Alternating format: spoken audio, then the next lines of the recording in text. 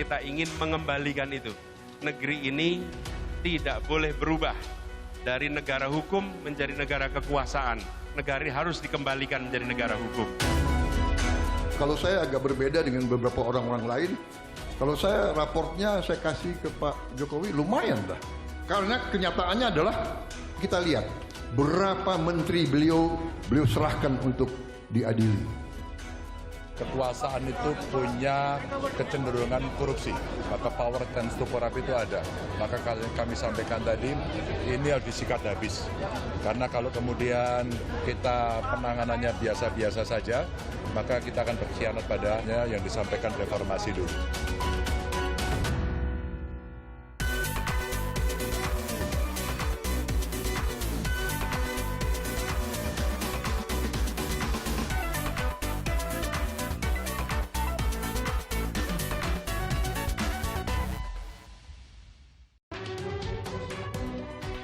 Survei kepuasan publik yang dilakukan Litbang Kompas pada Agustus 2023 menunjukkan kinerja pemerintahan Presiden Joko Widodo dalam bidang hukum memperoleh lebih dari 50% kepuasan publik. Hanya pada kriteria pemberantasan praktek suap dan jual beli hukum, kinerja pemerintah memperoleh skor kepuasan 44%. Janji penegakan hukum menjadi salah satu faktor pemikat bagi para calon pemilih. Para kandidat Capres dan Cawapres telah menyampaikan visi mereka tentang penegakan hukum dalam berbagai dialog publik. Kandidat Capres nomor urut 1 Anies Baswedan menyoroti turunnya angka indeks demokrasi, kebebasan pers, dan indeks persepsi korupsi. Menurutnya, penurunan ini terjadi karena adanya pembiaran pada aspek tata kelola pemerintahan. Angka-angka yang turun ini menunjukkan adanya pembiaran aspek governance, aspek tata kelola di pemerintahan. Kita ingin mengembalikan itu.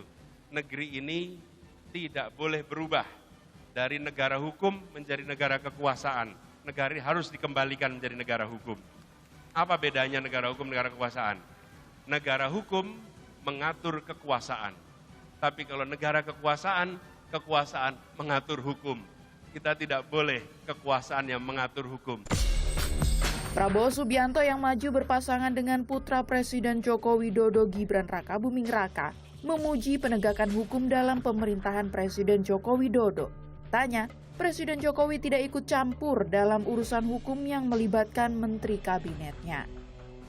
Yang paling penting adalah kehendak, will, political will, kehendak dari pemimpin, dari pimpinan. Kehendak, ya, yang jelas kita harus tahu bahwa kehendak presiden kita tidak mengizinkan pelanggaran-pelanggaran itu.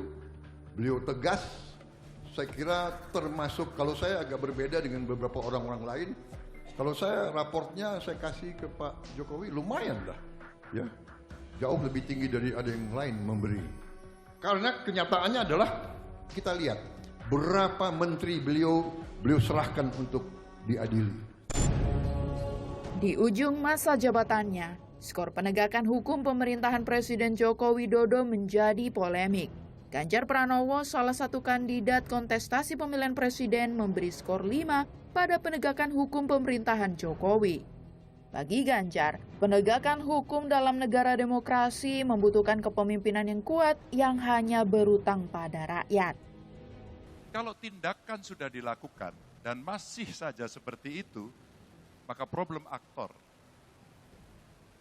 Kita salah pilih orang atau kita terlalu lemah, sehingga Pak Mahfud bilang adalah butuh strong leaders. Strong leaders ini orang-orang yang tidak bisa dikunci. Satu, dia tidak punya beban masa lalu. Dua, dia sudah akan melakukan dengan enak saja. Karena saya tidak punya beban dengan kalian, saya nggak punya hutang dengan kalian. Hutang kami adalah pada rakyat.